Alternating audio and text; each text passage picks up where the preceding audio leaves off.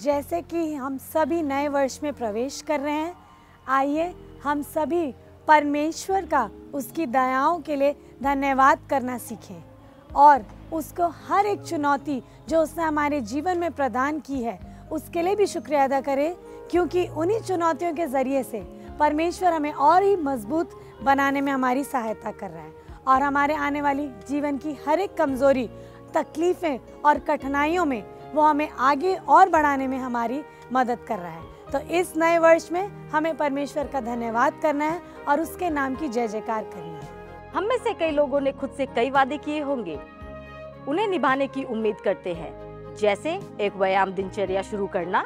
कुछ अपने परिवार और दोस्तों के साथ समय बिताने का वादा करते हैं। हो सकता है कि वे नियमित रूप से पूजा सेवाओं में भाग लेना शुरू कर दें और उनमें भाग भी ले रहे होंगे। खरीदारी के लिए पैसे बचाने का कार्य कर रहे हो। सपनों का घर या वाहन या वह इलेक्ट्रॉनिक गैजेट आपके लक्ष्यों में से एक होंगे। कुछ लोग उन वीडियो को देखना बंद करने का वादा भी कर सकते हैं जो भगवान को भाती नहीं है। जब हम पुराने साल से नए साल में प्रवेश करते हैं तो जो वायदा हमने किया होता है उसे निभाने की हम कोशिश करते हैं, लेकिन होता क्या है, एक दिन, 2 दिन, 10 दिन और जब ज़्यादा दिन बीत जाते हैं तो उन्हें हम भूल जाते हैं। लेकिन हम जो कोशिश करते हैं कि हम जो भी वादा किया है उसे हम पूरा करेंगे, लेकिन जैसे जैसे हम दुनियावी चीज़ों में पढ़ते चले जाते हैं हम उसे भूल जाते हैं।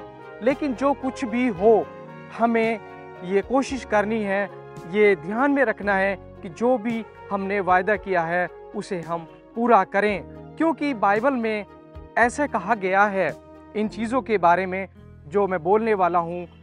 ये हमें मत्ती की इंजील, मत्ती की किताब उसके 6 अध्याय की 33वीं आयत में ये मिलता है और यहाँ पर इस तरह से लिखा है, इसीलिए पहले तुम परमेश्वर के राज्य और उसके धर्म की खोज करो तो ये सब वस्तुएं भी तुम्हें मिल जाएंगी। यहाँ पर जो वस्तुओं की बात आई है तो ये वस्तुएं हैं हमारी दुनियावी इच्छाएं।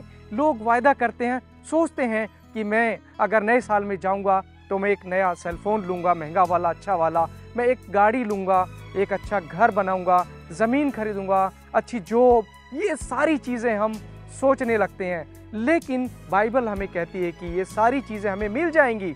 सबसे पहले हमें परमेश्वर के राज्य की खोज करनी चाहिए।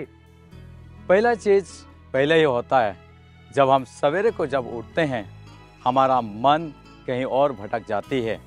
सबसे पहले हम अपने मोबाइल को देखते हैं, व्हाट्सएप में जाते हैं और अन्य सोशल मीडिया में हम घुस जाते हैं, जैसा कि इंस्टाग्राम और दूसरी अकाउंट में हम चले जाते हैं। लेकिन परमेश्वर आज हम सबसे यही वायदा रखता है कि इस नए साल में अगर हम भटके हैं, अगर हम खोए हैं, अगर कहीं दूर चला गए हैं तो परमेश्वर मेरा प्रिय बोलता है कि तुम वापस आओ।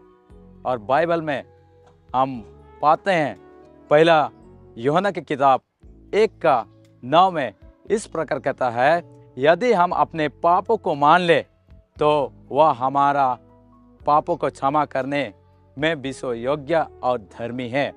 प्रिया भाई बहन, अगर आज आप इस नए साल में जहीं कहीं भी हैं, बैठे हैं या फिर किसी से बातचीत कर रहे हैं, या फिर हो सकता है आप लोग कहीं पर एक झुंड बनाए हुए हैं, ये याद रखना कि अगर आप खोए हो, अपने पापों को मान लो और इस नए साल में परमेश्वर आप सबको स्वीकार करने के लिए तैयार है।